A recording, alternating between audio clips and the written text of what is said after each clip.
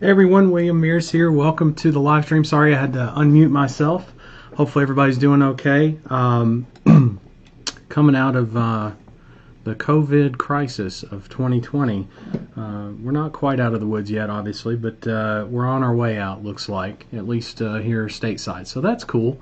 Anyway, happy to be here, and tell you what I'm going to do. I'm going to make this a session about you guys. So if you have anything that you'd like me to look over, campaigns, if you want to talk about client acquisition strategies, anything that's covered in the guides, anything in past streams or past training, anything like that, let me know what that is, and I'll be more than happy to help you with that. And I'm not just going to do comments. I'm going to do a Zoom actually. So let me kind of like set the mood here for a second. Let me see if I can get some music going while I set up a Zoom link, and I'm going to set that Zoom link up inside the comments of this live stream so that we can, if you need to screen share, if you want to talk face to face, that's kind of cool. But let me see if I can get some music going here. Find something that's in Creative Commons on YouTube, something that I won't get penalized for. Let's see here. There we go. Okay, cool. So I'm going to let that play for a little bit in the background while I get this Zoom link up and going. You guys can still see this thing. I know I'm going full beard, and I'm having a little bit of trouble taming it, but here soon I'll be able to go get a haircut too, which obviously I need one of those. My hair is just crazy long, but I've just been so busy with everything that we're doing, so I figured that has more priority than what my hair looks like. I mean, I could have a 2-foot long ponytail and I don't think anybody's going to really care as much as if certain things don't get done, and so I'm working hard on that. All of us are actually, so I'm sure there's quite a few of us in Ring Ads here that don't have a haircut, especially the dev team. But it's all worth it. It's a worthy cause. All right, so we got a join me coming up here. Let me see. Yeah, it's just a little bit slow. There we go. Join with computer audio. I'm going to bring that window over here so that I'm not staring way over to one of my screens. I've got 4 screens I'm looking at, so there's my participant window. I'll put that right there as well. Invite. Copy the invite link, and I'm going to head back over to the comments section of this stream. Like I said, I'll pin that to the top, and you feel free to come in and ask questions, get answers, and get help with whatever you're currently working on or currently stuck on, or if you just need any help with anything. That's what these sessions are really all about. Not that don't get me wrong, not that I don't have any content prepared ever. I do frequently, but I always like to, from time to time, especially on sessions like this, make it about you guys to where you get the help that you need. So let me paste that in real quick, see if that'll go. I'm looking around the camera at the comment section here. Come on, a little bit of a delay. All right, there we go, and I'll press enter on that, and then I'm going to pin that to the top. Whoa, where's my comment? Where's my pinned comment? It escaped me. There it is. Come on. Wow, Facebook's running kind of slow for me right now. It's probably because I'm live streaming, but that's okay. Normally not this slow, but we'll make it work. There we go. Pin comment. Okay, so now that's at the top. Hey Rob, good to see you, bud. Looking forward for you getting started too. I saw you come in the other day, so welcome aboard. Happy to have you here. We do these coaching calls twice per month in the main group on the 14th and the 28th of every month. 14th and the 28th of every month, and we do them at 12 p.m. Pacific Standard Time. Never fails. Okay. We've had a couple of rescheduling challenges here, which is not the norm, but starting out some rough patches. But looks like we're through most of that. So anyway, let's see. We've got some comments here, and keep in mind, you guys can come into the Zoom room, ask away. That's what I'm here for. I'm here for you guys, okay, and gals. Let me see here. Comments. Oh, let me pause the music, huh? That might help a little bit. Let me do that real quick. There we go. All right. Don't want to annoy people too much. I just wanted to have something kind of running. Oh, let me throw on the headset here. We got somebody in the Zoom room already, and then I know we got some comments too. So let me see if my headset's working correctly for Zoom. Dennis is joining us in the Zoom. Let me head over to the Zoom room here. So Dennis is in. His mic is muted, but he'll probably unmute that here in just a second. And let me hit my Zoom over here. See if that'll go. Well, I'll wait on Dennis. So Dennis, whenever you're ready, unmute yourself. Mute your Facebook feed, obviously. Mute the sound on the Facebook video, and then on the Zoom, you just unmute yourself there, and you'll be golden. So, and I know you're going to hear that on about a 20 or 30 second delay. There's a live stream delay with Facebook. That's how it works. But when you hear that, just mute your Facebook before you come on to the Zoom. And the Zoom's open for anybody. It's not just Dennis, but Dennis just happens to be the early bird here. Jumped in. He knows the drill. Let's see. Paul, you are asking, have you had success doing call only from Facebook, and if so, which niche? Actually, Paul, yeah, Facebook ads. There's several different types of ads that you can run to drive phone calls, and there's a number of different verticals. To sit down and go through them all would be kind of crazy. What I'm going to do is I'm going to give you some parameters, some guidelines, I guess is the best way to look at it. And in case you're wondering, a lot of people think of me as like the Google call only ads guy. That's because it's all I ever got to teach, basically. Now we're going to be expanding into all different types of ads and ad platforms that can drive phone calls, and all the different verticals that are good because for each platform, because every platform has certain verticals that work better than others, and vice versa on the other platforms. Some work well here, some don't work well there, etc. Anyway, Facebook, back to the point. To answer that question for you, I'll give you some guidelines to go by here. Number one, you got to make sure that it's either local business that has an audience already. Okay, so if you need help with what that looks like, anybody that can do business over the phone, right? So think professionals do really well. Think real estate. Think lawyers. Think anybody that uses the phone for higher ticket orders, not necessarily like e-com or drop shipping or anything like that, even though there are some higher ticket e-com and drop ships. I get that. Hey, there's Gian. Gian's coming in. Cool.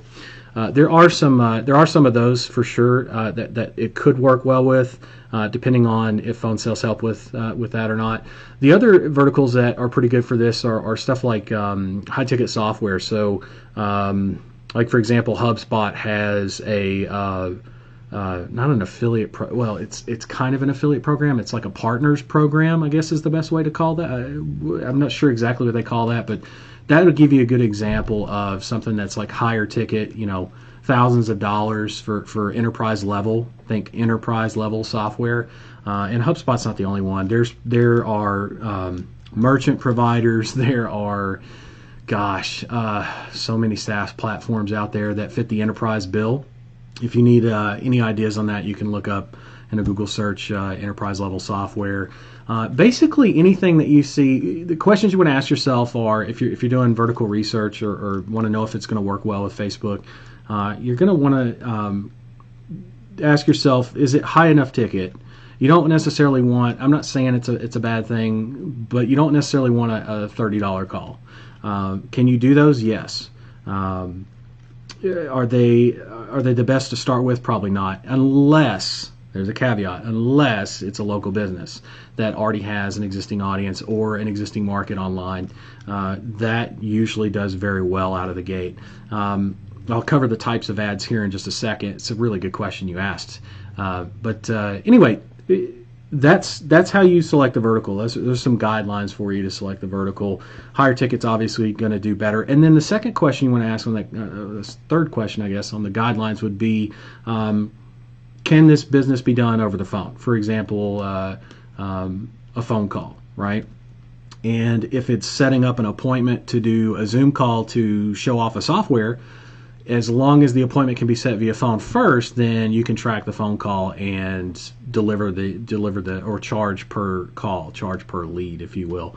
All right. So that said, specifically on the Facebook platform, there are a number of different ways to run ads. There is a call function for pages. So if you have a Facebook page set up, and when I say set up, I mean, not just a brand new page, like you want some content on there, nothing crazy. You don't have to go and write a bunch of articles or anything like that, but you definitely want some meat, right? Images, some likes wouldn't hurt, even if it's friends and family. But running a $5 Facebook page like campaign is actually very beneficial to a targeted audience like that, because it kind of gives you exposure. It shows Facebook that you're expanding into that audience, if you will. The second thing, once you have a decent page, you can run actually. Oh, we lost Jen. The second thing you can do is you can actually run. Okay, we're still live, right? Yeah, everything's good. Okay, cool. Second thing you can do is on the ad, or the second thing to think about is from the page. You can run a call ad, right? You've got to set up a phone number on the page and all that, and you can run a call ad. The other option you have is running a Facebook lead ad. And a lead ad, at the end of the lead ad, you can have a call a business, same thing through the page, right? Now, what most people would tend to do is, Facebook's a little bit different than Google, so I'm going to spend not a ton of time on this, but a little bit, just so you kind of get the idea. The reason I'm not spending in-depth time on it is because that's coming in training that we're rolling out. So you will get access to that. It's part of Ring Ads Classic. It's free for everybody. But anyway, back to the lead ads, and also just direct phone calls, right, to the from the page, set up that way. You would set it up with a call tracking number through Ring Ads, right? And that call tracking number is what you would tie to the Facebook page, and also what you would use inside of lead ads, right? If you go that way with it. But what most people would do is try to just run those ads to an audience. For example, they would set up a lead ad type, or target. What is it called? Target. The target would be set to lead generation inside of Facebook, right? And they would just run that to an audience that, for example, personal injury attorneys, right? They would just run it to an audience of whatever their lawyer client, their personal injury attorney client services. So, like, for example, if they service Phoenix or all of Phoenix, then they would select all their areas, similar to what we do already with call-only ads inside of Google. Similar, not exactly the same, but pretty close. And set their audience to be, whatever they find that works the best. The cool thing about something like personal injury, because it works well on call-only and Facebook, that's one that works on both. You can actually pull a lot of data from running a call-only campaign first. It's one of the reasons why I started to teach with that, because you can pull data like demographics, best zip codes, all that kind of stuff for your clients, dial it in, and then double, triple, quadruple the leads based on different lead sources like Facebook, for example. But anyway, that said, set your audience, right, after you've defined what kind of ad you're going to run. But most people would run direct. I say most because I don't teach that, what most people do. Most people would run a lead ad, for example, direct to the audience, and that's a big mistake in terms of cost. So in terms of quality, that comes down to the targeting, right? That comes down to how well you can target. And how well you can target is based on your ad copy, and it's also based on the actual targeting inside of the audience section of a Facebook ad. Whether it's a lead ad, a call ad from a page, doesn't matter. What I've found works one of the best is running a video views campaign. Now, this is a little bit more work, but not like crazy amounts of work if you're already considering Facebook, okay? But a video views campaign is a bit of a different objective, obviously. The objective, not target. That's what I was trying to think of. The objective. So instead of a lead generation as an objective, the objective would be video views. And you would run it to the same audience, so Phoenix, between the ages of X, Y, Z, and X, Y, Z. male, female, all that kind of stuff. You'd set your audience the exact same way. And again, a lot of that data for certain verticals that can work well in both platforms, Google and Facebook, is much easier to do. Market research comes into play here if that's not the case. So something like real estate, for example, you can drive phone calls for real estate through call-only ads, by the way, through Google, but it's more pricey, right? And it's just not ideal. Whereas Facebook, totally different ball game. Okay, and everybody knows real estate's a visual thing, right? More than it is anything else. And so a video view is actually going to do very well. And where most people get this wrong is they post up a pretty video and expect that to pull for them. I don't necessarily go for pretty. I go for functional. And then I perfect later. So the idea is if I've never created a video before for a market, so for example, personal injury or whatever, at the top of the page, I'm going to have a call to action header, not the top of the page, excuse me, the top of the video. And it's going to run the entire length of the video. And it's going to say something like to call now to speak with us, and then colon, and then the phone number. And the phone number will be properly formatted, even though they can't. They have to type it in. I'm going to make it big. It's going to be like, actually, you know what? If you look at the live stream right now, you see this, the name and then the CEO and founder Ring Ads. Like, that's called a lower third. What I would do is an upper third. So take what you see right now on your screen in this live stream, right down here at the bottom, and take that and put it at the top. It doesn't have to be this ugly. I say ugly. It's blue and white, but that stands out, and so that's why I use that. But you can make it like a light gray. There's tons of video editing software out there, by the way, where you can use like from stock, like not photo stock, but video stock libraries, and pull themed videos. They don't even necessarily have to be the client speaking or anything like that. There does need to be some kind of a voiceover, so you can outsource voiceovers from Fiverr, things like that. It gets a little bit tricky when it comes to that, because most people are like, man, I don't know how to create videos. Yeah, you do. Most people do. They just they haven't dove into it. They don't realize how actually simple and easy it can be, and how perfection is not really. You don't need TV quality. That's the problem. Everybody thinks that they need TV quality for a video views campaign, when in fact some of the ugliest videos I have ever created on God's green earth have converted multiple times over better than professionally made ones, right? Where the video stock, for example, was a couple $100 and the voiceover was, $20 to $50, and it converted less than just a crappy video. I say crappy.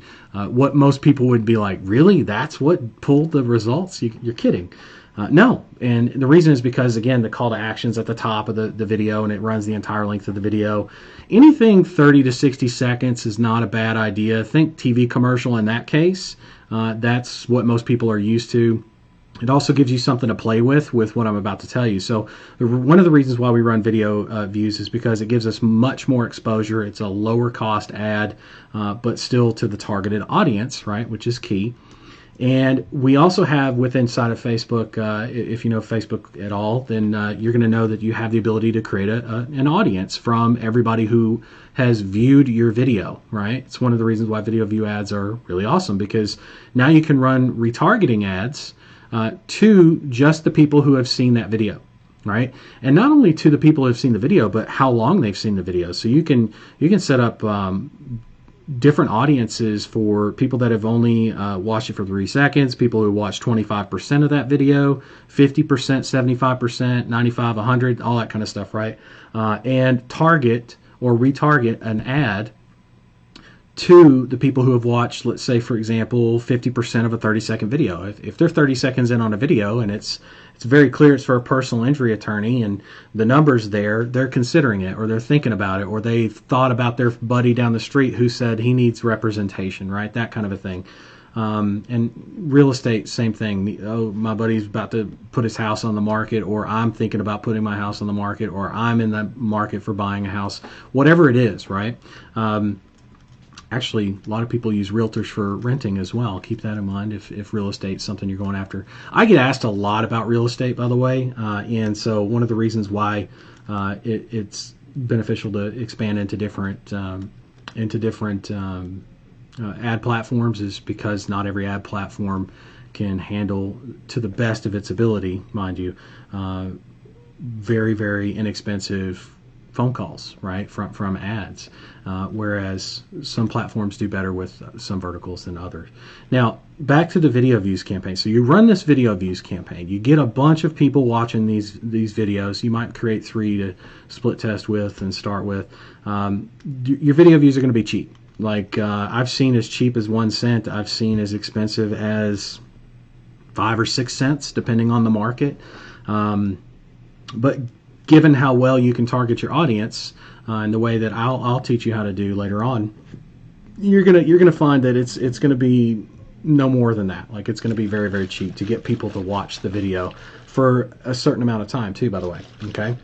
Now, one of the things I love about Facebook, let me finish this up and then I'll come back to one of the things I love about Facebook and running ads on Facebook.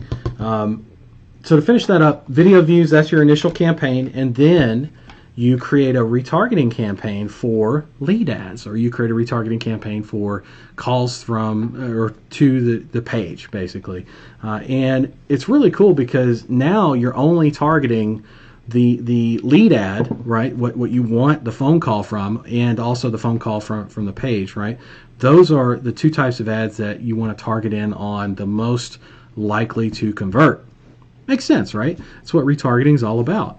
And that's how you can drive. I mean, think about this for a second. If you had like a $200 budget, for example, and you spent $100, right? And let's say it's 2 cents a view. That's what, 50 views. $1 is 50 views. So $100. That's what, 5,000 views. 5,000 views. So 5,000 views in a very specifically like targeted area. You're going to have a certain amount of those people that have watched more than 50%, 75%, so on and so forth. And you target, let's say 50% and up, retarget those people for a lead ad. The lead ad is not going to run to those 5,000. It's actually going to run to a lesser number, let's say like 1,500 or 1,000 people.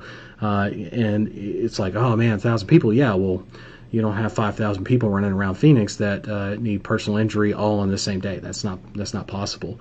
But the idea here is to cast a wide net cheaply, right? And I say cheap, not big on the word cheap, but let's say inexpensive, right? Cast a wide net inexpensively up front, get that exposure to the market, and then hit them with a lead gen ad, which would be a Facebook lead ad or a direct call to action with the call now for the page itself, right, and the ad copy and all that.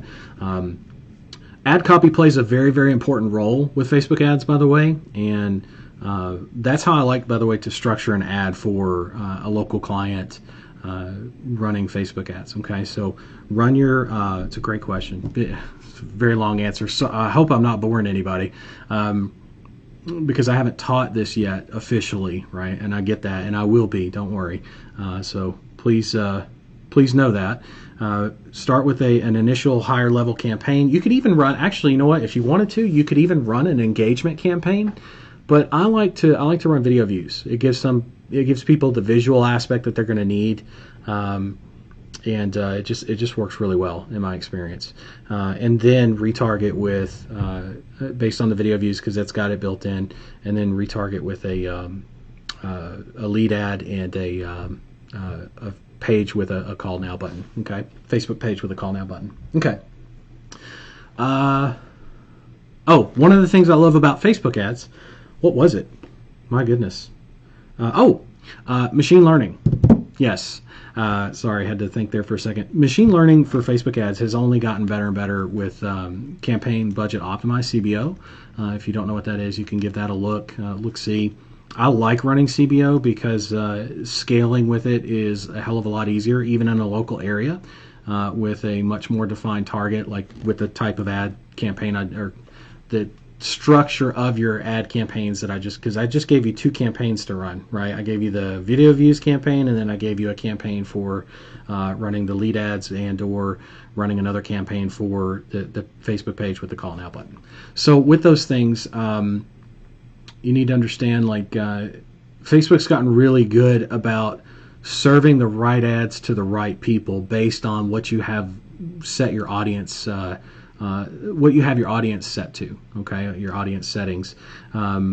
Meaning, I've seen people run video view campaigns, for example, selling all kinds of stuff, not even just phone calls, but selling products, selling software, selling digital books, selling drop shipping, e-com, all kinds of stuff. And I've seen people where they run a video views campaign, for example, and they target or they retarget the next level of ads, if you will, and they put together a bunch of different types of ads to split test what's going to work with what markets, obviously. But the idea is to Facebook actually, with their machine learning, knows when the right time is for the right person to show that video to. I'll give you an example of what I mean by that, because that might sound a little like, what the hell is he talking about? So when I have to give you my personal Facebook experience, so this should be fun. When I come to the computer in the mornings, it's one of the first things I do just so that I can say, okay, well, I've already spent my time on Facebook in the morning, right? A lot of people are like, oh, you shouldn't do that well, whatever. I do it in the morning, and I set a timer, and I'm done, right? Here's what's interesting. Facebook machine learning has learned that when I scroll through my news feed, I'm actually more times than not, unconcerned with what people are posting. No shit. It's that smart. Facebook knows I want to see one thing and one thing only. More times than not, keep in mind. I want to see ads for anything marketing, anything mindset. They're that good. And so I'll scroll through my newsfeed and I'll get, posts from somebody's yesterday dinner and, scroll like we always do, right? It's not like I'm just going to stay on that post for 10 minutes and comment. Sometimes I do, but not for 10 minutes, right? I'm going to say what I got to say and keep scrolling because I'm there to really look and see what people are promoting, what people are pushing, what kind of solutions are out there. It helps me keep up to date on not just my market and what's going on, but anything that could help a friend of mine. People come to me a lot more than you might think asking me for help on how to do certain things. Like, for example, you just asked me, I haven't taught on Facebook ads. You probably didn't know if that was even possible till this conversation. So like I said, great question. But people come to me and they ask me questions. Okay, well, here's my answer, right? And I don't always have an answer, but more times than not, I do. And anyway, it's because of my habits of like I said, daily, just in the morning, first thing I'm doing just to get my mind going and inspired even in a lot of cases is to see what's out there and what's going on and what other people are doing to make things work. And a lot of times I'll find ways to connect the dots and create something that other people haven't thought of doing.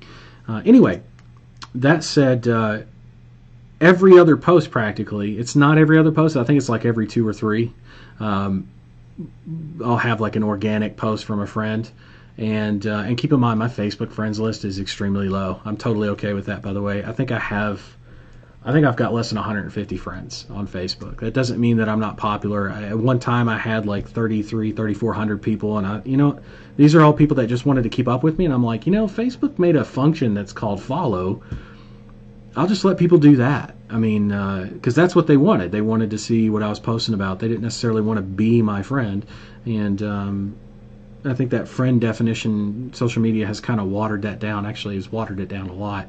So I scaled that back some years ago and never looked back because I've very carefully cultivated an awesome newsfeed every morning. I'll spend 5 minutes, 10 minutes, and I'll look at inspiring posts from people about progress they've made, or I'll see a product that has produced 20 times conversions because they're doing XYZ, right? And I'll open it up, I'll bookmark it, and I'll save it for later. And I will look at that later. I won't look at it right then. But when I do go through it, and definitely I go through it once a quarter, by the way. So I have a bookmark. I have a bookmark manager that would scare the living shit out of probably most of you. because I go through it once a quarter and find the stuff that's relevant, functional, and cool, right? Innovative. Not cool necessarily, but cool to me because I'm a geek like that. I geek out on stuff like that. So I do that. Facebook knows that. Long story short, Facebook knows what my patterns are, and I guarantee you they know what yours are. They know what your markets are, all that kind of stuff. So CBO plays into that pretty heavily, where they're going to not only spend most of your budget on the highest converting ads, but they're also going to be very, not selective or choosy, because that's not really the right words I'm looking for, but they find the people who they know are ready to see an ad, and most likely an ad for what you're pitching, if you think of it that way. So anyway, you can drive, by the way, phone calls on that video view ad just by having the phone number posted at the top like that, and have a strong call to action in the voiceover, 30 to 60 second video. Anything more than that, unless it's like a huge software demo that's really cool, that's a little bit different. But real estate, 60 seconds, anything like that. And then you've got phone calls that can obviously be generated on the retargeting ads that you run. So anyway, little bit of a long answer on a very well worded question, I would say. So thank you for asking. Hopefully that helps give you some inspiration, points you in the right direction. There's obviously a lot more to that. I mean, there's things like ad copy, images, video examples, the processes and systems I use. For example, I don't just use one video and then I'm done. I use a bunch of videos, find the best ones, and then I have masters of all the videos that I create, which means if I had 100 clients, I could take that same exact video that's winning in Phoenix and try it in San Diego. All I got to do is load it up into my video editing software, change out the phone number at the top from what I punch into Ring Ads, and render the video, upload it to Facebook. And I can do that in bulk, by the way. I can show you guys how to do that kind of stuff with the Creator Studio. That's a little bit newer. But there's that. There's images, tricks to the images, things like high contrast. If you know about that trick, great. If not, then that's something that I teach. There's the ad copy itself, actually, how you word it, and certain things you're going to be able to do in certain markets. So, for example, personal injury, real estate, there's certain things you can say, certain things you can't say, depending on the market that you're actually serving, right? And you'll learn those as you go. And Facebook will be pretty straightforward in telling you what those violations are and how to avoid them, right? Without side skirting them, right? How to avoid problems, let's say that, and ad account closures, that kind of thing. There's also things like, if you've never done any kind of Facebook stuff, there's also things like the changes that they've made to the Business Manager, setting up multiple ad accounts inside of the Business Manager. All that kind of stuff needs to be covered too for people who have never run Facebook ads as well. So I'll be covering all that kind of stuff as well in the training that I roll out for that. But what I've given you an audience, I didn't even think about that one. Audience settings, the targets for your audience need to be as much on point as possible. So there's a lot to look at, but really at the end of the day, I said a lot, it's not much different in terms of things to manage and to look at and to dial in, let's say, for one vertical. Keep in mind, for one vertical, as it would be for something like Google Call Only Ads. And here's what's really cool about it. If you start with something like Google Call Only Ads and then you expand into Facebook with something like, for example, personal injury, what's really cool about that is you have so much data already that you're going to be able to dial your ads in a lot faster, and most likely out of the gate with the data that you have from Google Ads over to Facebook ads. And then you fold into that, not doing what everybody else is doing, which is running a lead ad campaign direct to a local market. My God, right? Another good example of a retargeting ad you could run would be like a messenger bot. That's for something that wouldn't necessarily drive a phone call. You could sell like a messenger bot lead, if you will, and manage that through something like ManyChat. There's other platforms out there like Chatmatic and all that kind of stuff, but ManyChat's pretty straightforward, very cheap, and very robust, very functional. So something else I'll be training on, of course. Now, the cool thing that I haven't really told you guys about is one of the client acquisition systems I'm going to be teaching. And the reason I haven't talked about this because I'm trying to play it closer to the chest than this. But I'm going to go ahead and tell you guys, since I've just basically unloaded all kind of Facebook stuff on you, all kind of Facebook goodness. One of the client acquisition systems I'm going to be teaching is messenger bots. And not just messenger bots, but also the exact same strategy I taught you to drive phone calls for your local clients. All the stuff I just covered on Facebook ads. I'm going to teach you how to do that for yourself to drive conversions for clients, right? To actually get clients and acquire clients. That said, the cost to do that per client, and it can vary, right? It can vary. Is going to be a few times higher, 3, 5, 6, 7 times higher than what you would find with what I teach originally. And I say originally as in what I've been teaching for years. It's why I teach it, because it's still infinitely cheaper to run a ringless voicemail campaign, a voice broadcasting campaign, an emailing campaign to acquire clients. You might spend a couple bucks a client, $5 a client, $10 a client. Facebook sometimes, not always, but definitely starting out and dialing it in, sometimes you have, there's Jen again, sometimes you have campaigns that cost $20, $30 a client, which, don't get me wrong, I mean, if each client is worth thousands of dollars a month in profit to you, it's still a no-brainer, right? But ringless voicemail, voice broadcasting, and email, those are by far the cheapest and most effective, cost-effective ways to bootstrap and jumpstart an agency. So anyway, things to look forward to. And in that spirit, before I answer any other questions, I sent out an email earlier today. For those of you that are in the mentorship, you're good, you're golden. For those of you who are not, in the Ring Ads mentorship. Now, keep in mind, we have Ring Ads Classic. That's free for life, right? That's the software. All the Facebook training and stuff I just mentioned, by the way, is going to be in Classic.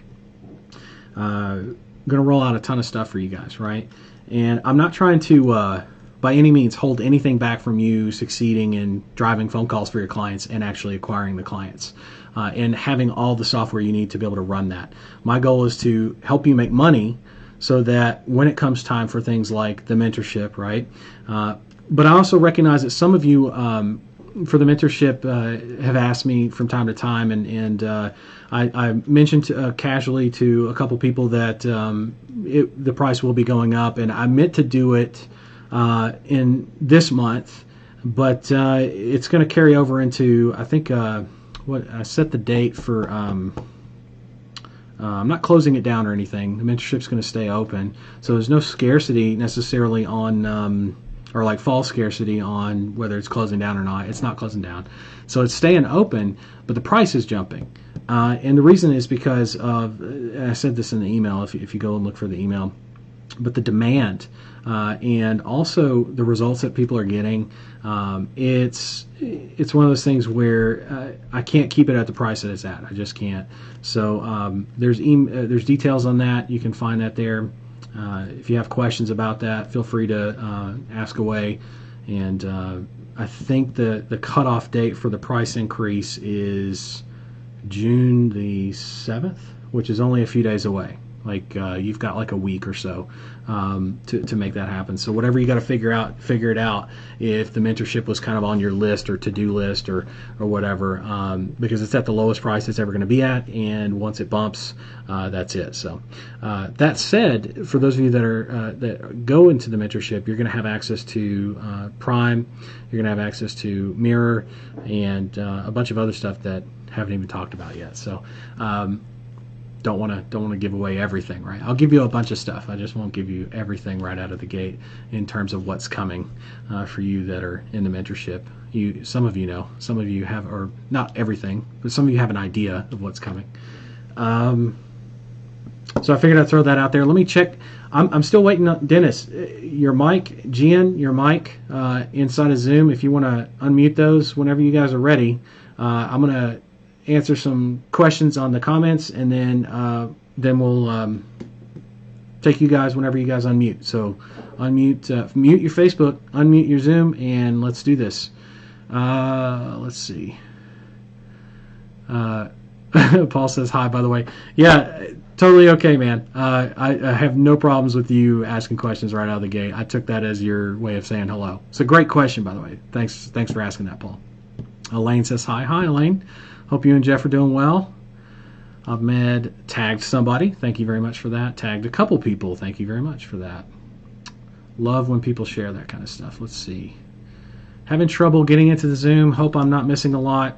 It's inside of Facebook, so you should be fine. Should be fine there.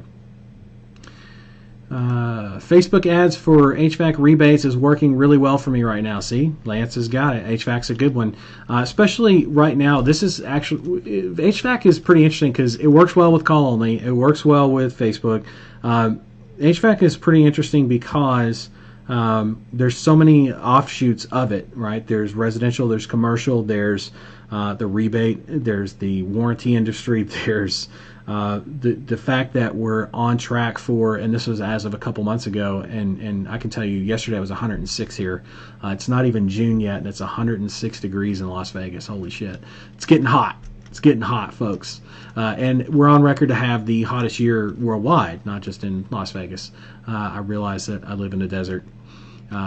But it's getting hot, and so HVAC units are going to crap out for sure. So if there was ever a time and a couple of platforms that would work well for HVAC, it would definitely be call-only ads in Google and Facebook ads with everything I just gave you prior to answering that. But I'm glad to see Lance is doing good with that. It's been a while since I've seen you, bud. Hope you're doing well, and don't be a stranger. For some reason, Paul is sorry. Don't be sorry, dude. Awesome. Thank you. Appreciate it. More than welcome. More than welcome. Happy to help. Let's see. Is that all the comments? That's all the comments. Gian, got your mic on, bud?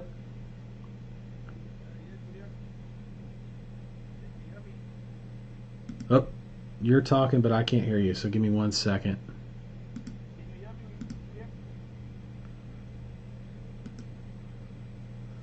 Let me see why I can't hear you. Try now. Can you hear me now? Yeah, everybody else is going to be able to hear you, but I can't hear you. Let me figure out what my audio issue is, bud. Give me 1 second.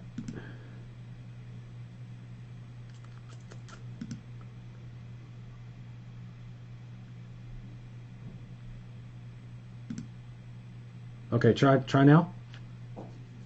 Can you hear me now? No, I still can't hear you. Okay, hold on. One more. Try now. Can you hear me now? Still can't hear you. Okay. That's crazy. Because I know you can hear me, so I'm missing something in the audio. What am I missing? What am I missing? Oh, hold on. Is that it? Try now?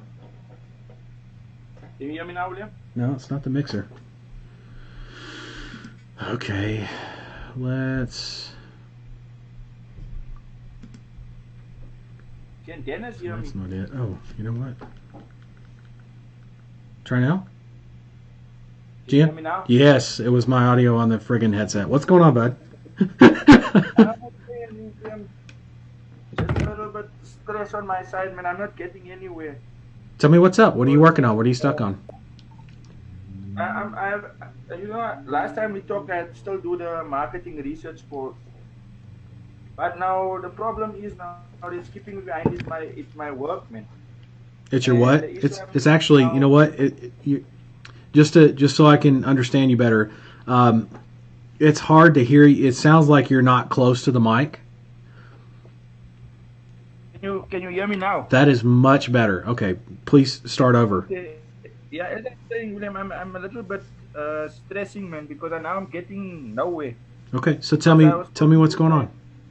Market research course. Okay. And now the issues is like work is keeping me behind, man, because now I'm sitting with an issue of it's a career issue, you understand? I got it. And you know, as a military person to fight, it's a huge opportunity to get on to do officers formative.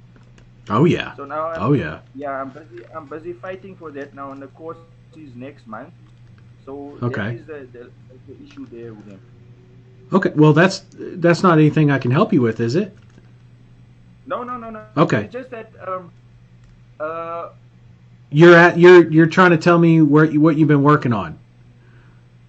yeah, it's. I I got you. was still busy with the marketing research work which I had to do. I But got you. Listen, hey, first off, this is your business, right? I'm never going to tell you or anybody, for that matter, that's listening, that you're not doing enough or that you could do more. If you're telling me that there's something else that's keeping you from doing that, now if you didn't have that to tell me, then I'd probably be on to you like, hey man, where you at? What you working on? But if you've got something important like that career-wise, then you got to do what you got to do. The goal is to keep forward momentum and wherever you can, whenever you can. So if you can't right now, do anything and everything else that you can, and get to that when you can. That's all that there really is. okay. And don't feel bad about it either. Okay. Of course, I'd love to see you more. Right, you and Andy. I haven't seen Andy in a while either. I'd love to see you guys more.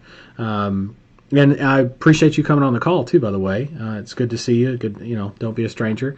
All that stuff. That's exciting, by the way, for you and career wise. How long before are you accepted yet? Or I mean, Yes, it's just the interview process that we still have to do. interview And process. of course, Okay, probably start late June. late June, and then when would you graduate if you got accepted? The 4th of December. Ooh, wow! It's almost a 6-month thing. Holy crap! Month, yeah. Wow, totally worth it though. Totally worth it because you'd come out the other. Well, hey, here's what's interesting. Well, let me ask you this before I get that far. I'm getting too far ahead.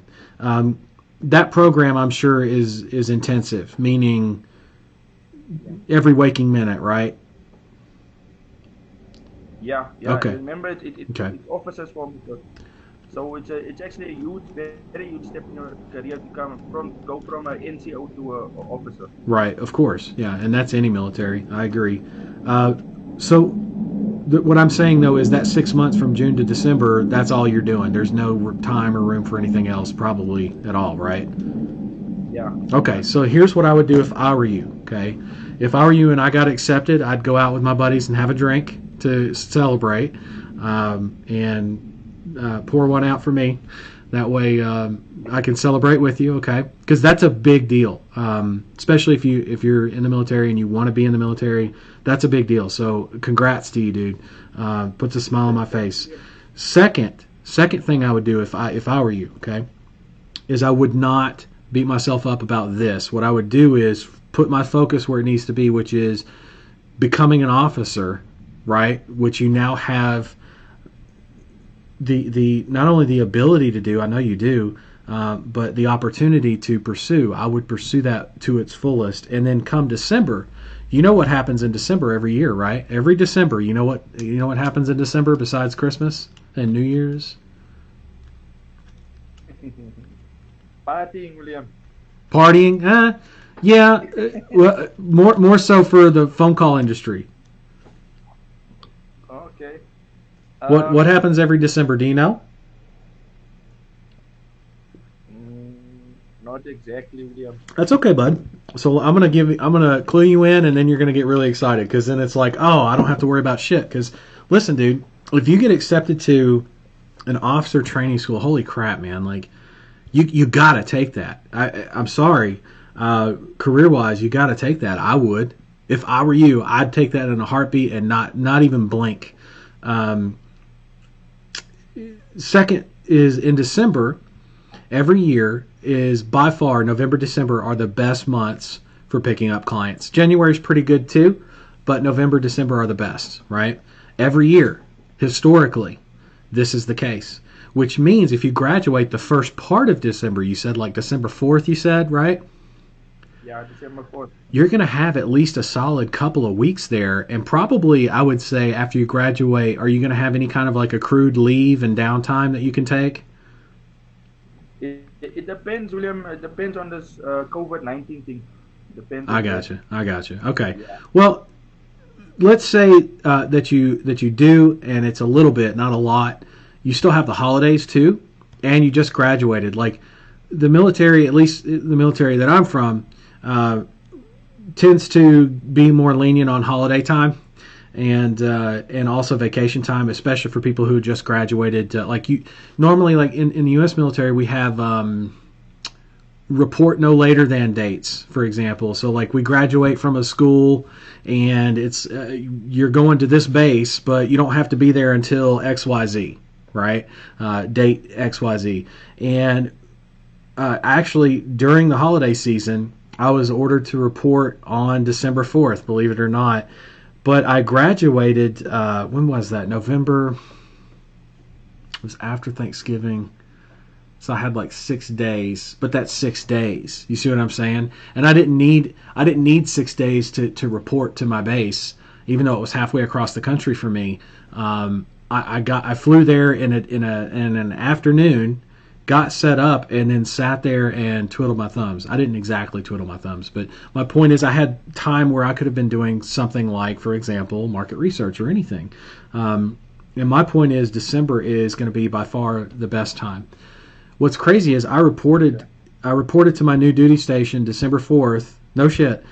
Took leave. I went in to report, and then they're like, "Oh, it's kind of like not a bad time. Like we love you and all, but because I was a top student, and they said we love you and all, but we're not trying to show anybody the ropes right now. It's the end of the year.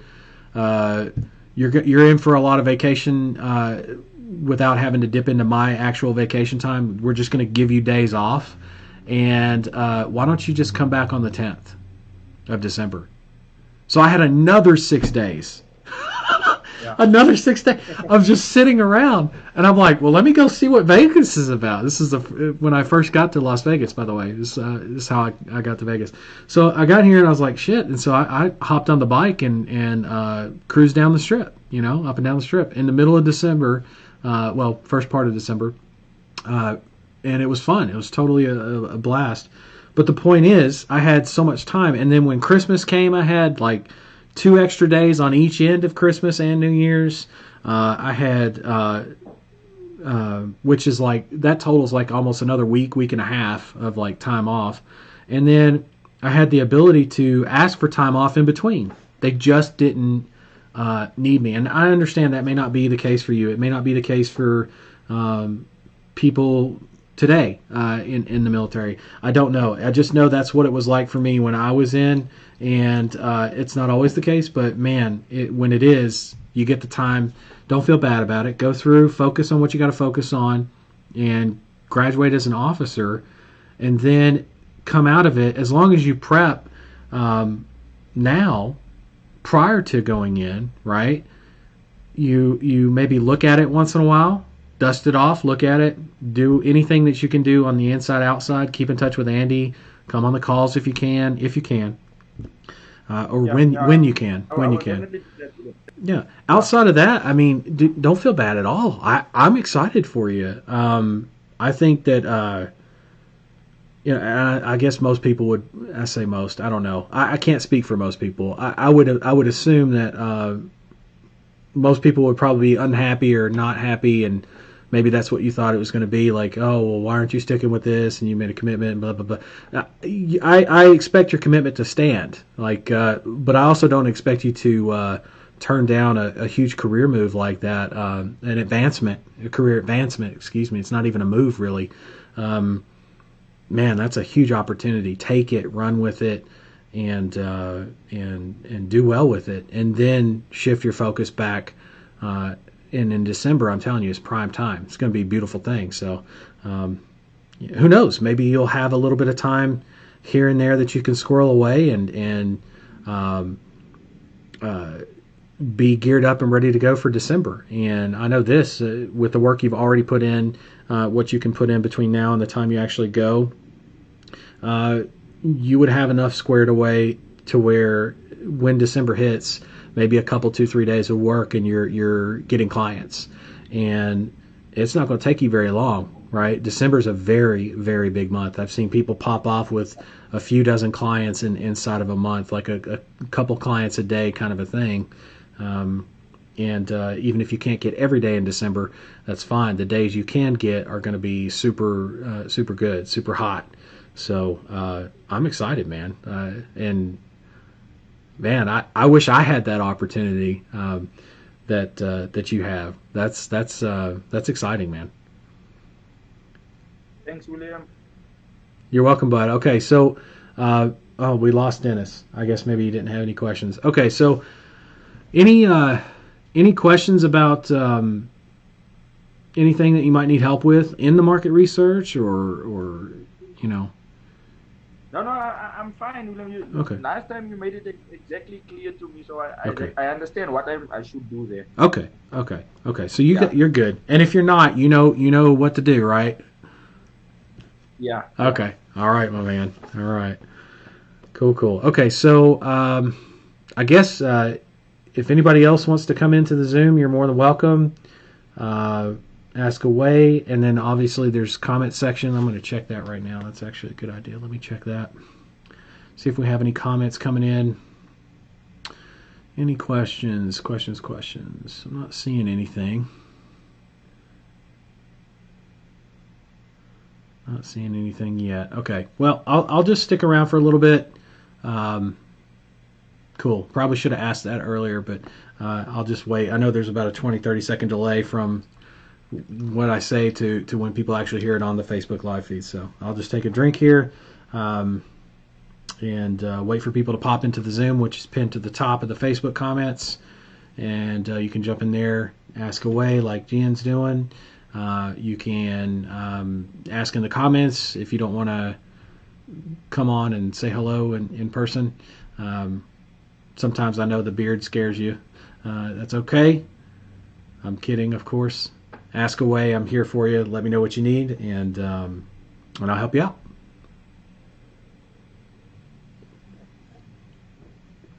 Officer training school. Jen, that's awesome, dude. That's exciting. Thanks, William. When you come out, will you be accelerated rank, or will you be like the lower levels? No, I'm still going to be a candidate officer until I get appointed. Till you get appointed. Got it. Yeah. How long before you would receive your first actual command? Basically, it's gonna, when I'm back at work, it's gonna be like normal until I get appointed to the rank of a lieutenant. Then I will probably get some more higher duties to delegate.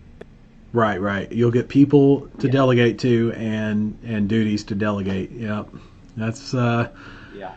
boy, that brings back memories.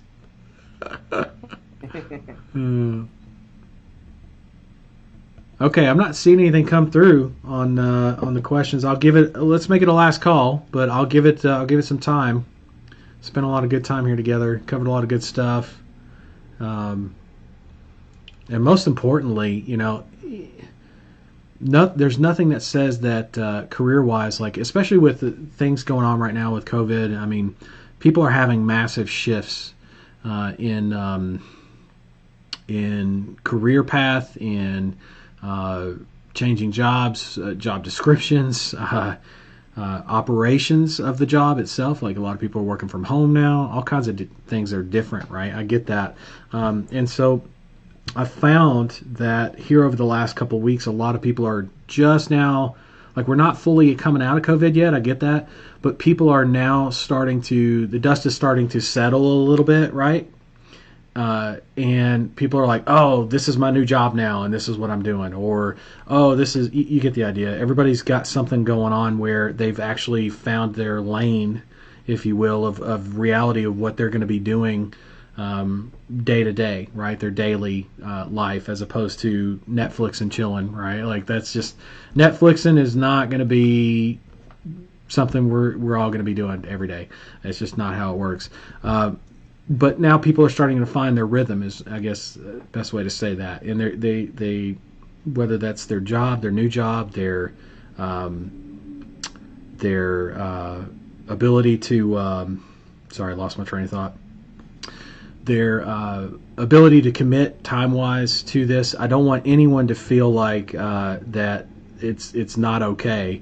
As long as you are as consistent as you can be. Like, for example, for Gian, his situation allows him to be he has to disconnect for a little bit. I get that, especially coming from my background. I really, really get that more than most.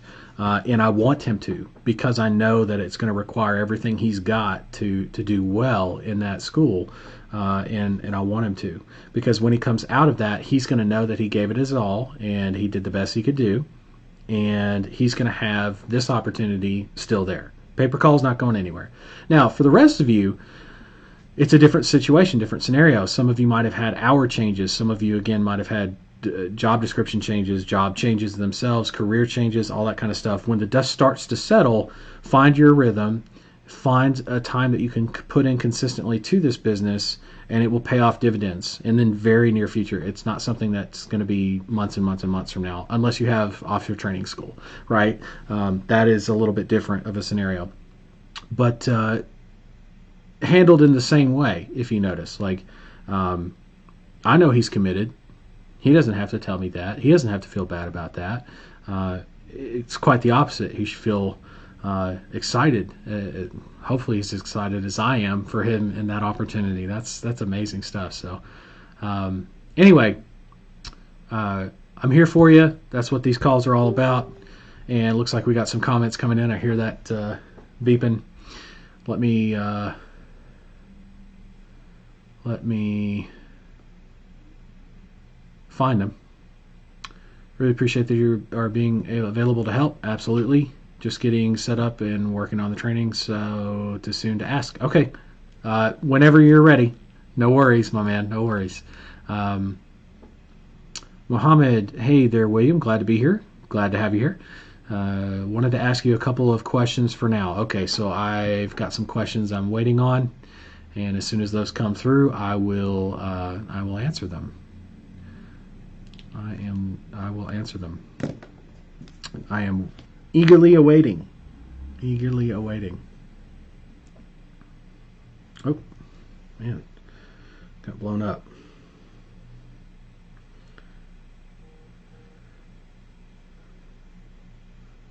Okay.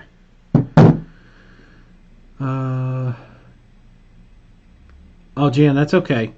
I kind of figured like you got cut off or something from the Zoom. You were having some Zoom issues earlier. No worries, my man. And I'm proud of you. Keep doing what you're doing, and keep me posted. That'll be great. Oh, here's the questions. Thanks for asking, Mohammed. Appreciate that. How long do you think we should spend doing the market research? It's not necessarily about the time as much as how many phone calls you make. What I would say is speak to. Keep in mind, don't dial. Like there's dial, like punch in the numbers, and then there's actually speaking. Oh, what did I do? GN came back on. Okay, there's actually speaking to people, and what I would do is speak to at least 20 business owners or office managers. Sometimes that's the highest you can get to on something like market research, and you're going to get a mix of those most likely, and that's most verticals.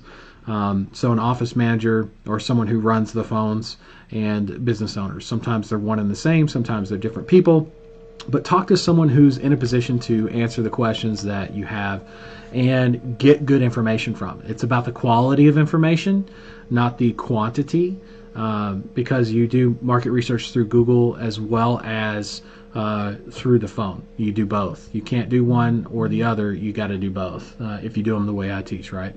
Anyway, that's what I would recommend for market research. It's not necessarily about the time. It's more about the quality, okay? And then the second question, hold on a second. Where was it? What times do you have these live streams? Good question. So we do these coaching calls in the main group here on the 14th and 28th of every month, 12 p.m. Pacific Standard Time. And we've had, I said this earlier, I'll say it again, we've had a couple of scheduling conflicts, just things not going right, which happens, but we roll with it, we deal with it, and I'll, if that ever happens again in the future, then expect me to reschedule the call, but the call will happen, and that's important to note. We're through most of that though, which is good, So we shouldn't have too much more of that, if any at all. And 14th and 28th of every month, no matter what day it falls on, if it's a Sunday, a Tuesday, a Monday, whatever. Today happens to be Thursday. So next month, actually, I think is it Sunday? I think the calls fall on Sunday. So for the month of June on the 14th and 28th, if it's a Sunday, then that's when the calls happen at 12 p.m. Pacific Standard Time on the 14th and 28th. So that's not going to change. There's Gian's comment. I wanted to confess something to you. This is Muhammad again. Okay. This sounds kind of good. I don't know. I'm hoping so. Let me see. I got to click the see more. Hold on. The Facebook's got a bit of a delay. As soon as I can see more of the comment. Come on, Facebook. Show me more of the... Looks like it might be a long comment. We'll find out. I love confessions. Oh, it's not that long. Okay. Wanted to confess something to you. Joined Callzoo ads in 2018 and was really fired up, but then got sidetracked. Totally okay. Shiny object syndrome. Yep, I know that demon very well. So give us some words of inspiration and encouragement that make us stay with this program totally focused. First off, there's never been a better time to be in pay-per-call. It only gets better and better every day. And secondly, I can't think of a better place in pay-per-call to be than with us here at Ringnet. So I say that because I know what's coming. I know what we've got currently. And it's just, I'm telling you, you're in the right place at the right time. There's never been, I won't say never been a better opportunity because somebody had to invent sliced bread and invent the wheel. But this is pretty damn close, okay? That's for inspiration. Okay, so for shiny object syndrome, I'm going to allow me to help you with that, and I'll help you with that. Here's what I would say to anyone that has shiny object syndrome or difficulty staying focused. That's, I guess, the best way to say that. What I have found, keep in mind, I'm a type A personality as well. Okay, so I tend to, if left unchecked, left to my own devices and not my own systems, there's a difference. See, if I'm left with my own thoughts versus left with my own systems that run my thoughts, then it's a different story. I'll give you a perfect example of what kind of systems and how I segment things in my life from literally every waking minute. It's not a joke. So when I wake up, I have a morning routine, things that I do, and in order for me to set that routine, what I do is I actually write it down. So I take out a Post-it and I write down my morning routine, especially if there's going to be a change to the morning routine or something that I'm adding or subtracting based on what I'm seeing from direct feedback of the results. So for example, if I every morning when I wake up and I drink a bunch of water and I feel good, I put that down on the list because it's new. If it's new, which it's not, it's on my list, but it's still on my list, right? And that always carries over to any kind of modification that I do.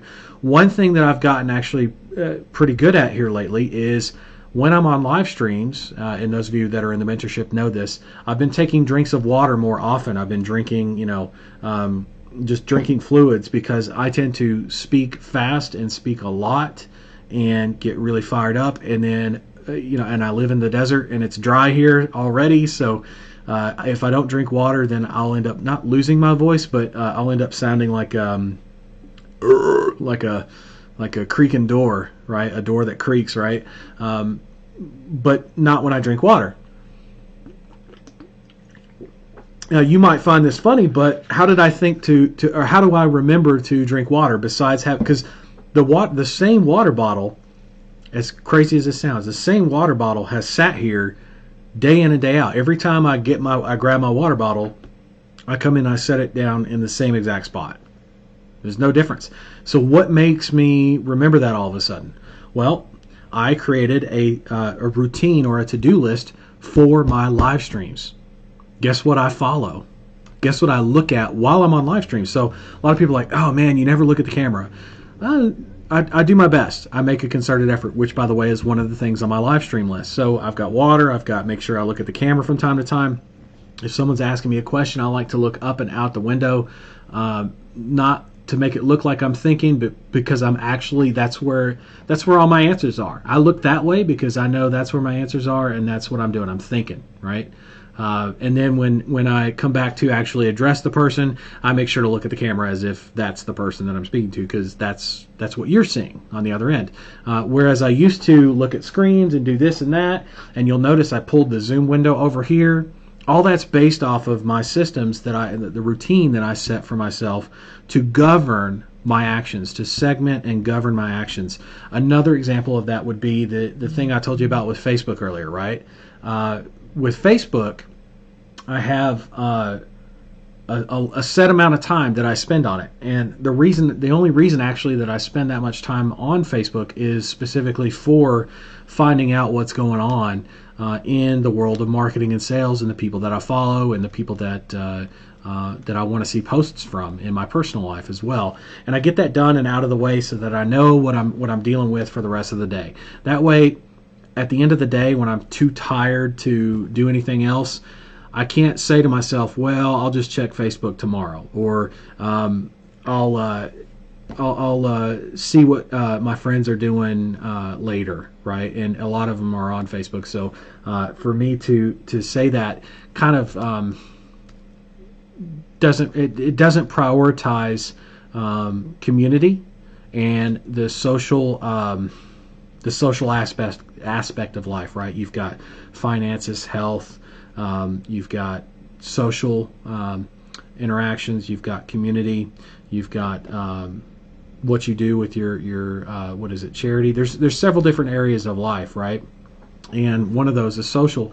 And for someone who works from home like myself all day, every day, and to the point where I don't even make time to go get a haircut, for example. COVID's kind of blowing over. The salons are open again. The barbershop's open again. Why have I not gone to get a haircut? Because I've been working my ass off. So for me to neglect at least 5 minutes of the social part of interacting with my friends and family that I care about, want to talk to, want to speak to, want to see what they're into, what they're doing, really takes away from my my social points, if you will, in that area of my life. And by the way, Facebook's not the only social thing that I have, but it is 5 minutes a day where I have that. While I'm doing that, though, guess what? Facebook shows me ads for products, gets me into that work mode, and now I've looked at Facebook, and so I can say if I don't come back to Facebook for the rest of the day, totally okay with that. I'm okay with that because I know that, and I have come back to it from time to time to answer questions or posts and things like that. But the idea is on a personal level, scrolling through the newsfeed. So I very much segment my time. I'll set a timer, and that's it. That's all she wrote. That's all I get. That's all I get for that amount of time to do that. There are some days that go by where I don't check the Facebook, and then I might start to feel bad about it. And so guess what I do? Morning routine, look at the list. Facebook's on there. Set my timer. Go. Right? Shiny object syndrome, the whole reason I'm telling you about this, even just like the little micro routines is probably the best way to say that. Micro routines add up, small actions add up to big actions. And big actions, some people are like, what are some of the things you've heard out there? Like set aside 2 or 3 of your big action items for the day. That's it. If you get anything else done, it's bonus. But these 2 or 3 things must get done, right? You've probably heard that a million times. That's like saying here's 3 big ass boulders to move, like bigger than you boulders that are heavy to move, and you can move them, in a day, but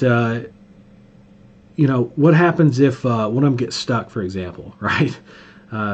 You might start to feel frustrated because you didn't get anything else done. Whereas I start my day off with a bunch of rocks, a bunch of small rocks, stuff, rocks that I can carry, and not just like that small, but bigger, maybe bigger, and then work my way up. Now I've got my blood pumping. I'm flexible. I'm not going to hurt myself, and now I start working on the big rocks. So micro routines, get the small stuff done, get the things that are important to me. For example, maintaining my social contact, especially right now with all the social distancing and stuff. Social media helps me keep in contact with my friends and let them know that I love them and care about them. that I'm seeing what they're into, even sometimes phone calls in the morning. And then I get straight into lifting the big. Now I can't say I'm out of touch with my friends. I can't say that I'm out of touch with what other people are producing product-wise in the world that are in my world that can affect my results for the positive and or for the negative directly. And being able to share that and teach that with other people, by the way, like you guys. That makes a huge difference to my entire day. Plus, it usually, almost always, I'll find something funny as hell to laugh at. And when I laugh, it puts a smile on my face. And when I'm smiling, I feel pretty good. I don't know about you, but it's a great way to start the day, right? And keep in mind, I use a very carefully cultivated Facebook newsfeed. So, when shit pops up on my newsfeed, it's like Gary Vee or Shannon Graham or Kevin Nations or anybody that I'm friends with or anybody that has something inspiring, an inspiring message to share. I'm going to see stuff like that. I don't see, man, blah, blah, blah sucks, or this is horrible, and blah. I don't see any of that in my newsfeed. I'm very careful, like I do with the groups, by the way. I do that very specifically. I keep all the negative stuff out so that when it comes time to dig into lifting the big rocks, boy, I'm fired up. I'm ready to go. You add that to what I told you earlier about you being in the right time, at the right place, with the right people here at Ringheads, man, you got it made. I'm nothing but grateful for all of you. Even if you're listening to this on a recording, making the time, being here, guys like Jen, it's all about forward momentum and progress. Don't necessarily focus on how big the boulder was that you moved today. Focus on the fact that you got boulders moved, right? Some are big, some are small. There are some days, man, where I am just on absolute fire in terms of Big Boulderville, right? Big Boulder City. And then there are days where it's like I struggle to move a boulder in the palm of my hand. It feels that way. Keep that in mind. There are many times where I will, especially the more you dive into this kind of stuff, if you're anything like me, type A, right, or analytical, not over analytical, but analytical, you tend to be more hard on yourself than others, and that's a double-edged sword, right? If you can use it to motivate you and fire you up, you can also use it to burn yourself out. So that's one of the things I use. Like I said, I use the segmenting. I use the I set up times to work on certain things. And if you think about it, you work a 9 to 5 for somebody. They tell you when to start work, what to do, how to do it. They tell you when you can take lunch, when to come back from lunch, all that kind of stuff. I look at this as like being able to, even if it was only for an hour or two a day after the job, it's still going to be segmented and set up routines like that and micro routines so that I can move the rocks, right? So that I can move the mountain one rock at a time. Sometimes it's a boulder, sometimes it's a bunch of boulders, sometimes it's just a handful of pebbles, right? But I guarantee you one thing, every day I'm moving rocks. And that's what we're doing. If you're in the rock moving business, that's what we do. So hopefully that helps with the shiny object syndrome, because if you have it set like that, what I do is I allow myself a period of time to be in the moment of shiny object syndrome. Ooh, look at that. Ooh, look at that. Ooh, look at that. Bookmark, bookmark, bookmark, bookmark. Those all look good. Off to the side. You know why? Because my bookmark manager has never failed me, and an opportunity is not lost. It's there. It's waiting on me, right? And at least once a quarter, I will go through and look at all the opportunities. And usually I set aside like a day or so, because it takes me a while to get through those bookmarks. With that many, like I said, set up every day, I mean, it kind of adds up after 3 months. But the idea is that is one day where it may feel like a bunch of pebbles, but let me tell you something. Each one of those pebbles that I think is a pebble is actually a huge boulder for somebody else. And this pebble actually fits perfectly with like 5 of these big boulders over here that help people go from A to Z that much faster, as an example. And sometimes it's vice versa. What I'm thinking is a pebble is actually this huge boulder that got moved, but it felt as light as a pebble. It was as light as a pebble to me, or because I was stronger, or however you want to look at that in that analogy. But that's why I'm not worried about, shiny object syndrome. I allot the time for it. It's part of human nature. It's what keeps us alive. It's what's kept us alive so far, is being aware of our surroundings and things like that. That's where shiny object syndrome comes from. We're like, ooh, what is that? Ooh, to be alert and aware. There's nothing wrong with being alert and aware, but it is a double-edged sword if it's not managed properly. So hopefully that helps you. That's how I manage it. Hopefully that helps you manage it for yourself. And thank you for confessing that. There's nothing wrong with you. Nothing wrong with you. It just comes down to how well you manage it, right? And not just it, but how well you manage you. How well you manage you. Because at the end of the day, we're the people that manage us, right? Unless we surrender control to somebody else.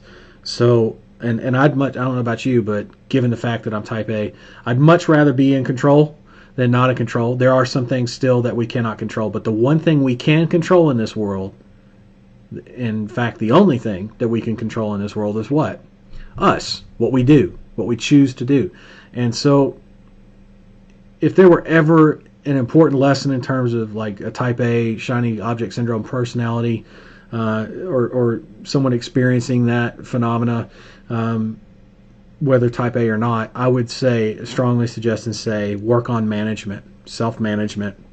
It is key to not only getting stuff done or feeling better, but just making an actual impact as opposed to spinning your wheels. That's there's no fulfillment. There you go. There's no fulfillment in shiny object syndrome and staying stuck in that. So anyway, hopefully that helps. Do you have a list of those questions that you would want us to ask those people? Yes. You know what, Muhammad? What I would say is go to for market research. I'm assuming you're asking that, and that's a great question. Go and review. This is going to be very, very helpful for you. I promise you. Go and review the COVID Client Challenge. It's inside the software as well as this Facebook group. You're going to find 7 days worth of posts. Inside the Facebook group, there's actually on the left-hand menu, actually it would be this way on the camera, left-hand menu, you're going to see in the top left-hand menu, you're going to see like a something called Units. It's right under Discussion. If you click on Units inside of the Facebook group here, you're going to find a unit that's for the COVID Client Challenge, and all 7 days of the COVID Client Challenge are going to be posted in there. I would go through those, and the market research, I cover that in very great detail. I even do a few market research phone calls for you to listen in on, and I do that over a couple of days. Like I think day 3, day 4 is when I do those. Very valuable stuff. So I would go through that. It's also inside of the software. If you log into Ring Ads, you'll find it under the COVID Client Challenge. You'll find it there in the training video section. So training video section of the software. Again, left-hand menu, and look for training videos. And in there, you'll find a category called Bonus COVID Client Challenge, COVID Client 7-Day Challenge, something like that. Anyway, in there you'll find the videos. I haven't uploaded all of them into the software. I need to get back on that. But all the videos are in the Facebook group for sure. They're done. Highly recommend going through that. It goes through the entire process, start to finish, of square one to acquiring clients, right? And there's plenty more beyond that, but that's a hell of a lot for sure. So, and I think it's going to help you out a lot because you're going to be able to watch over the shoulder. So that's cool. Love the detailed response. Thanks a bunch. You're more than welcome. And I'm not seeing anybody else in the Zoom room. No other comments. Okay, cool. Let's call it. I don't want to waste anybody's time. And of course, if you've got questions, I'll be sure to chime in with some answers. But man, really good questions today. Some people might find them basic, but there's nothing more important than self-management in my book, because it governs whether my day is shitty or not. And don't get me wrong, are there days where I forget certain parts of my routine or forget that I even have a routine for XYZ or whatever it is that I'm thinking of? Yeah, I'm human. I'm not perfect. The goal is not to be perfect. The goal is to, in my book anyway, get shit done, right? And actually, I have a friend that her program is called, or one of her programs is called Get Shit Done, which is kind of cool. She's a hoot. But that's what it's about for me. So again, even if some days it feels like pebbles, and I look back at it and I go, you know what? That was actually like a handful of boulders to me. It just felt like pebbles at the time. That's crazy. And then other days it's just impossible to move this boulder, and then I come back the next day and I touch it like that. I just poke it and it just crumbles into a bunch of little pebbles.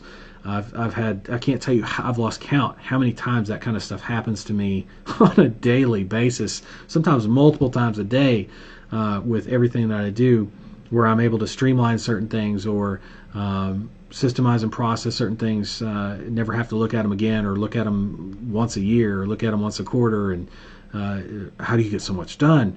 Well, this is how. That's one of the main ways. So anyway, love you guys. Appreciate you all tuning in, being here. Ask questions, as always. Participate in the group. The more engagement you have in this group, the better off your results are going to be. Last call for the Ring Ads mentorship. Like I said, the price is going up on that, and it's going to happen June I think June the 6th is the last day. I think it's that Saturday. So anyway, enough about that. You folks already know about that and know what the deal is. Now you know that there's a price increase coming to that, and you've got ample time to act on that. I'm sure I'll be sending more emails about that later. So I just wanted to make sure I mentioned that to everybody who's tuned in here. That's it. That's all I got. Let's bounce out of here. Let's go make some stuff happen. We still got the rest of the week here, and should be an interesting month coming up here in June. Right, next time we talk, it'll be middle of June. So anyway, see you guys and gals then. Thanks for tuning in. Like I said, lots of great questions. Appreciate it. Let's all do this. Let's make a commitment, those of you that can, of course, to have not just questions. Questions are good, don't get me wrong, but let's have some progress. Let's have some pebbles. Let's, if you really want to take this the extra mile, which I would if I were you, make a list of all the pebbles that you've moved between today and June the 14th on our next coaching call. And if you want to go through that list with me on a Zoom, I have no problems looking at that. And because you may be looking at your list of pebbles and thinking it's just pebbles, and I'll be like, well, actually, for you know how many people think that's a boulder to them, or that is a boulder for them, just to help you with perspective and keep you on the right track and tell you what the next boulders and pebbles are that you need to move. Right? That's what this is all about. Forward progress, folks. Move the mountain one stone at a time. Some stones are bigger than others, and sometimes, some days you can move mountains all in a day, and some days you barely move a pebble. That's just how it goes. But as long as we embrace that and self-manage, gave you a ton of good stuff on Facebook today, so hopefully that was helpful for those of you who are asking away about it. Anyway, I'm going to bounce out of here. I'll catch you guys on the next call, and stay healthy, stay safe. Love you guys. Grateful to be here and serve you, and catch you guys on the next call. All right, bye for now.